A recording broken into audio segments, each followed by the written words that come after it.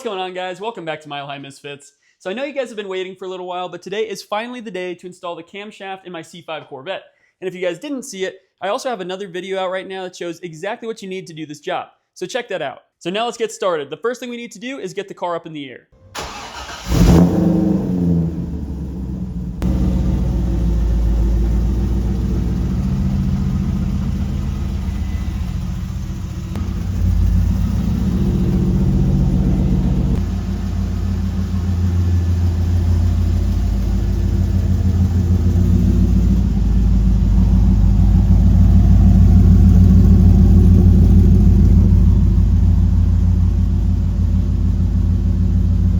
So now I have the car jacked up in the front and in the rear.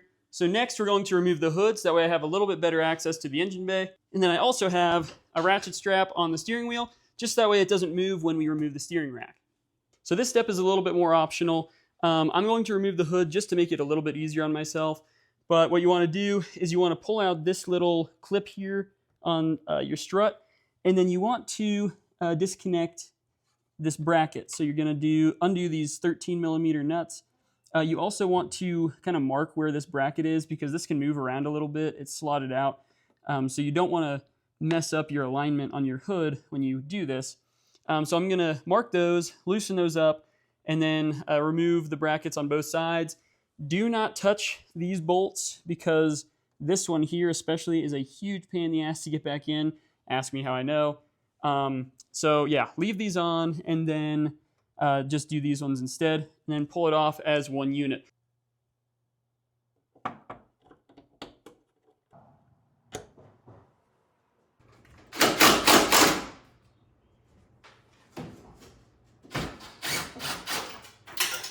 Find that one later.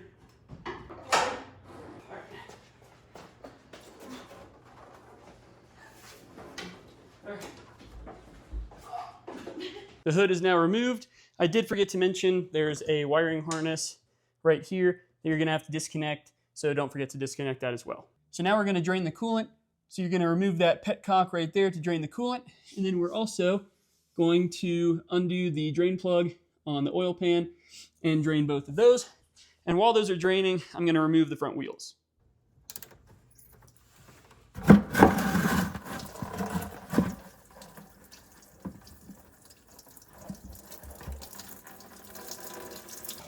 This one's a 15.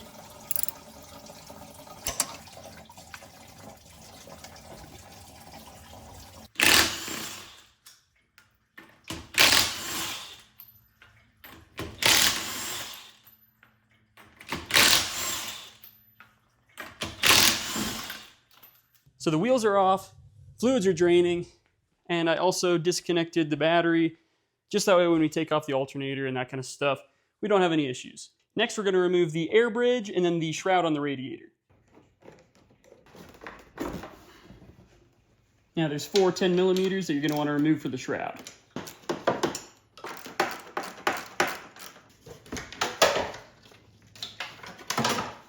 Now it's time to remove all of your radiator hoses, and then we're going to pull out the radiator.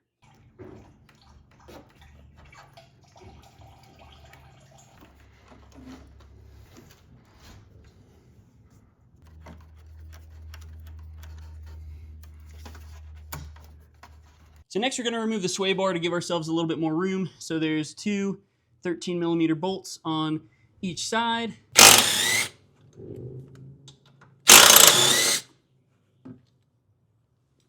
So now we need to remove the 18mm nut, and then it's got a T40 in the middle here that you're going to have to hold with a socket.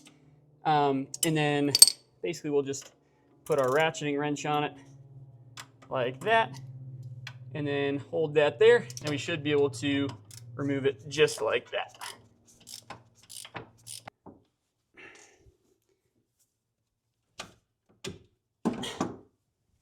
So now we just have to pull off all these wiring harness clips from the fan shroud. So I'm just going to disconnect these here.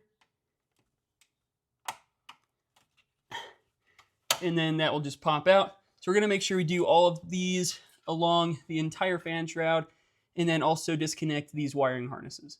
Now just pop this guy out of that perch there, slide it over, and this thing should be pretty free now.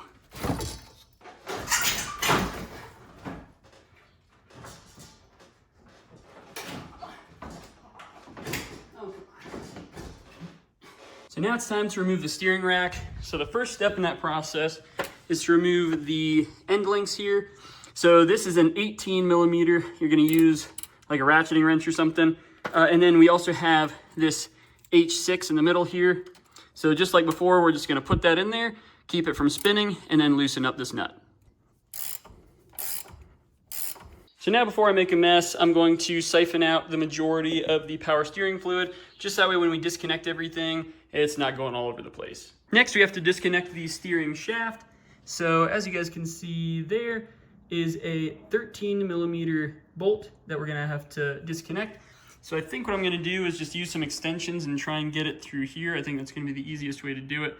You guys can see it's right down in there. So now I'm gonna disconnect that. And also, like I mentioned before, make sure that before you disconnect that, you have the steering wheel ratchet strapped, so that way you don't have any issues where the steering wheel like spins or something like that, and then you're fighting it when you put it all back together. 3 extensions and the angle is beautiful. So now I'm just going to disconnect that. So now we're gonna remove these 2 lines, and these are 16 millimeter. Let me tell you, these had some force behind them. Kind of hurt when I got it loose.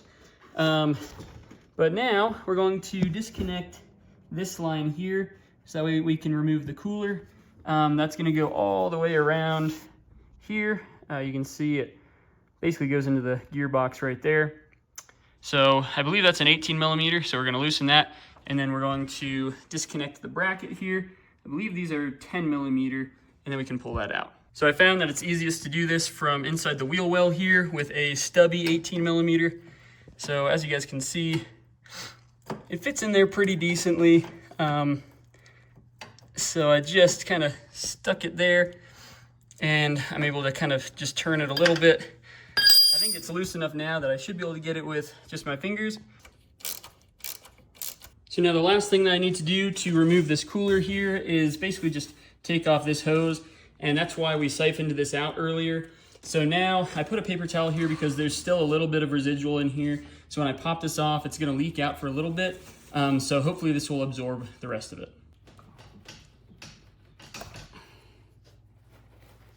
Now that the cooler's out of the way, we're gonna remove the rack. So you've got an 18 mil on the front and then an 18 millimeter nut on the back. So we're just gonna hold it using a stubby 18.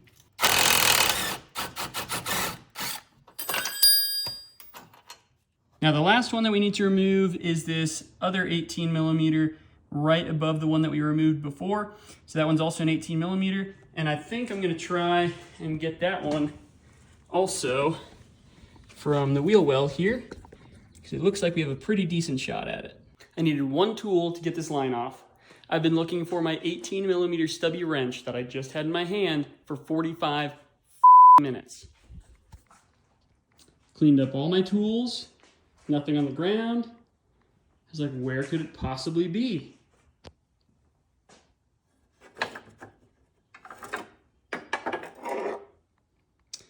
There it is. So now that line is disconnected, I'm going to lower these just a little bit, probably down to about there. I have a jack under the subframe right now. So we're gonna lower the subframe on both sides, just that way we can get a little bit of clearance, because this rack is not gonna get out of that perch unless we lower it a little bit.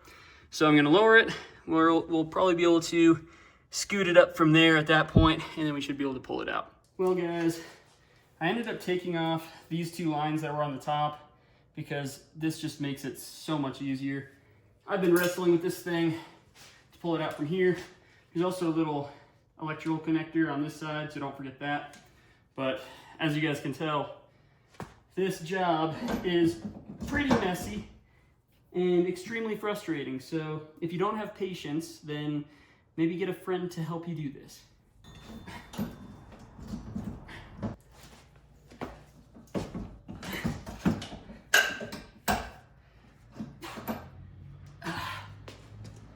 At this point, I'm just gonna remove the belt. So this is a 15 millimeter for the tensioner. So you're going to turn it clockwise and then pull off the belt. Next is the alternator. So you have 2 15 millimeter bolts here. You have this connector here, and then this one is a 13 millimeter.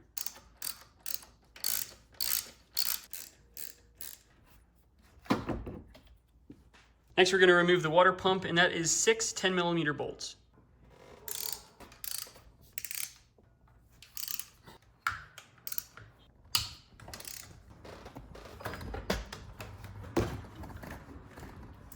Now we just have this belt tensioner here. That's again another 15 millimeter, and then we can remove this belt. So now it's time to loosen up the harmonic balancer bolt. So if you have a manual car like mine, you're just gonna wanna put it in 4th gear, and that should be enough to basically get the harmonic balancer bolt off without getting it to spin. If you have an automatic, you might need a special tool to hold the harmonic balancer in place, so keep that in mind. And the harmonic balancer bolt size is a 24 millimeter. All right, after 5 auto parts store runs, I finally got the one tool that I need. So it's time to pull the harmonic balancer. I'm just gonna tell you guys right now, I wanted to be a cheap ass and rent this to save some money, and well, that's great, I'm saving some money, but I also lost 3 hours of daylight trying to find this damn tool. So this is what you want. Nobody had it, so I'm just gonna tell you guys, just buy the tool. Just buy it. Just find one on Amazon for like 30 or 40 bucks. Just buy it and save yourself the trouble, because I also rented that one over there and that one didn't work. So yeah, just don't be stupid like me and don't be cheap. Just buy it.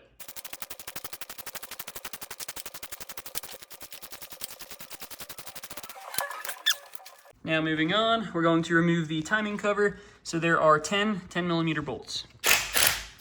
So there's also 2 bolts at the bottom on the oil pan there. They go up vertically, so you'll want to get those. And then to get this bolt back here, you're going to need to remove your tensioner right there. So that is a 13 millimeter to remove the tensioner, and then you can get that last 10 millimeter out. So now to get the timing cover off, you'll just pull back. You might need to pry a little bit around the edges, but just be careful because this mating surface is very delicate and you don't want to scratch that up or you'll get some leaks. So luckily mine was on pretty loose, so I'm just gonna pull this off here. I'm gonna remove the oil pump, so there's 4 10 millimeter bolts here and then 1 on the pickup tube. So with this guy, I just used a ratcheting wrench right here. Just got it like that from underneath, and then it was finger tight after that, so I just loosened it the rest of the way. And you can pull this off. Just be careful, a little bit of oil is gonna come out with it, so you don't wanna make a mess.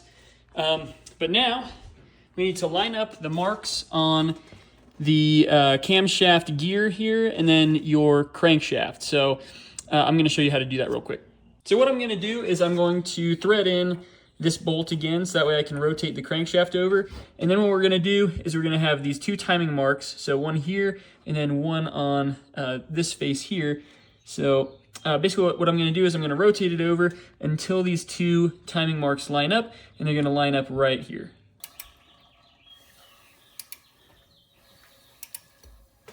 So there you go. As you guys can see, this dot here and this dot here are both lined up. So now we can take off the camshaft gear.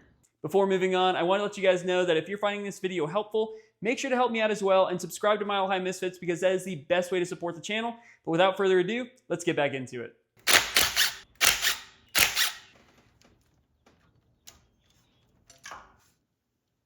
And for the cam retaining plate, it is 4 10 millimeter bolts.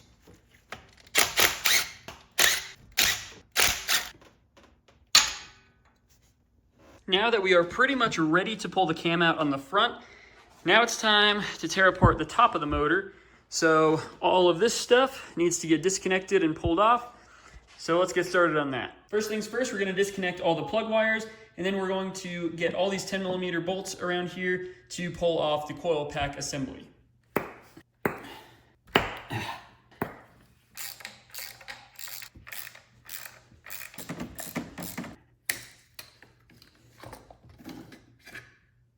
And now you'll just grab each one of these 8 millimeter bolts here, and then there's also a breather on this backside here, so you want to disconnect that as well.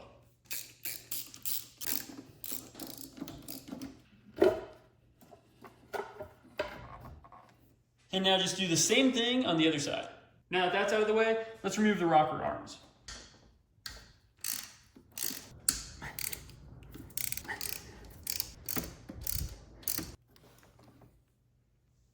And then you can pull out the push rods. We don't really care what numbers these are since they're not going back in. We have brand new push rods, so these can just be discarded.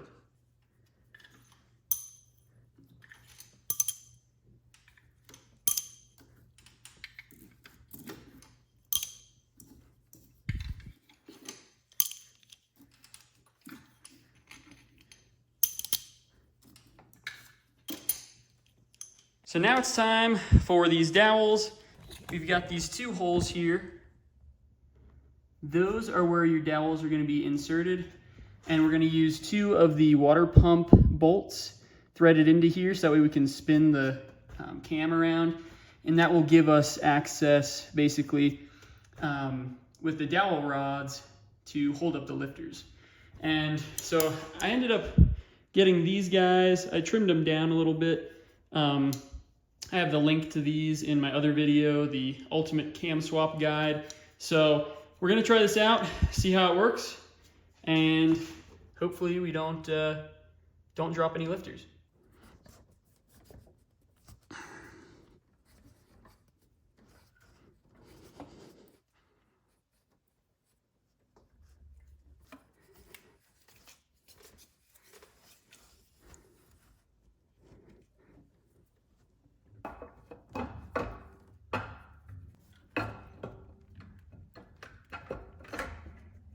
All right, here we are. The cam actually looks like it's in pretty good shape. So like I said in my other videos, if I had found some scoring on any of these lobes or anything like that, I would have just gone ahead and replaced the lifters. So that would have meant pulling the heads, buying new lifters, new head gaskets, all that.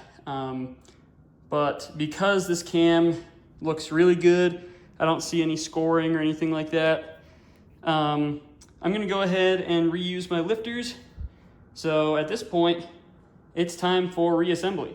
And just one last sanity check. You guys can see I'm using my bore scope here to kind of check through all of my lifters. And I was able to kind of get a decent look at them. And from what I can tell, they look pretty good. So I'm not too worried about it. So now it's time to install the new cam. Well, that does it for part 1 of the cam install for my C5 Corvette, but check in next week for part 2, and that's where we're gonna get all the fun stuff done, and you're gonna get to hear the first startup. So I'll see you guys next week. Later.